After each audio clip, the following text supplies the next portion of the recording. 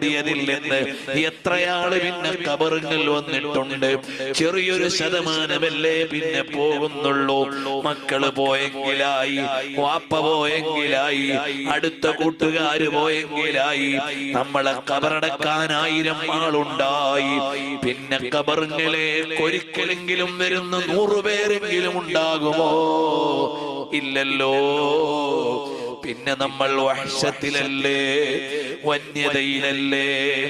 അവിടെ കിടക്കുമ്പോൾ ഖബറിന്റെ ഉള്ളിൽ നിന്ന് മദീനയുടെ രാജാവിനെ കാണാൻ തുടങ്ങിയാൽ അത് വഹ്ശത്തല്ല, അതൊരു പ്രണയത്തിന്റെ ലോകമാണ്. അവിടെ എത്ര കാലം കിടന്നാലും മടുപ്പില്ല. അതാണ് നൗമത്തിൽ അറൂസ്. മണവാളൻ കിടക്കുമ്പോൾ കിടന്നോ എന്ന് പറഞ്ഞാൽ മണവാളൻ സമയം പോണതറിയില്ല, പുതിയാപ്പള നേരം പോണതറിയില്ല. പുതിയ പെണ്ണിനെ സന്തോഷിപ്പിച്ചുകൊണ്ടിരിക്കുമ്പോൾ സമയം പോണതറിയില്ല. അതുപോലെ ഖബറിൽ മുത്തുനബി സല്ലല്ലാഹു അലൈഹി വസല്ലം തങ്ങളെ കണ്ടുകൊണ്ട് കിടക്കുന്ന ഖബർ 1000 കൊല്ലം കിടന്നാലും 2000 കൊല്ലം കിടന്നാലും അതിൽ മടുപ്പില്ല. സിദ്ദീഖുൽ അക്ബർ തങ്ങൾ ഖബറിൽ കിടക്കുന്നു, മടുപ്പില്ല. കാരണം പുണ്യഭൂമേനിയെ കണ്ടു തൊട്ട് ചേർന്ന് കിടക്കുകയാണ്.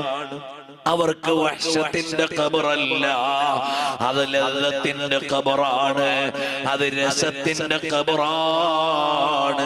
അതുപോലെ നമ്മളെയും നാളെ ജനങ്ങൾ ഖബറിൽ കൊണ്ടുവച്ചിട്ട് പോരുമ്പോൾ ആ കൂരിരുട്ടുള്ള ഖബറിന്റെ ഉള്ളിലേക്ക് ഇദാ തളഅത തഖൂലു ഹാദൽ ബദറുൽ മുനീർ, ബദറുൽ മുനീറായ പുണ്യ നബി തങ്ങൾ വരണം. പിന്നെ ഇരുട്ടില്ല. ഇന്ന ബൈതൻ അൻത സാകിനുഹു ലൈസ മുഹ്താജൻ ഇല സുറുജി. തങ്ങൾ വരുന്ന ഖബറിൽ പിന്നെ വെളിച്ചം വേറെ ആവശ്യമില്ലല്ലോ. അങ്ങനെ വെളിച്ചമുള്ള ഖബറായി മാറും, പിന്നെ രസമുള്ള കാഴ്ചയായി മാറും. അല്ലാഹുവേ, അങ്ങനത്തെ ഒരു ഖബർ ഞങ്ങൾക്ക് തരണം റഹ്മാനേ.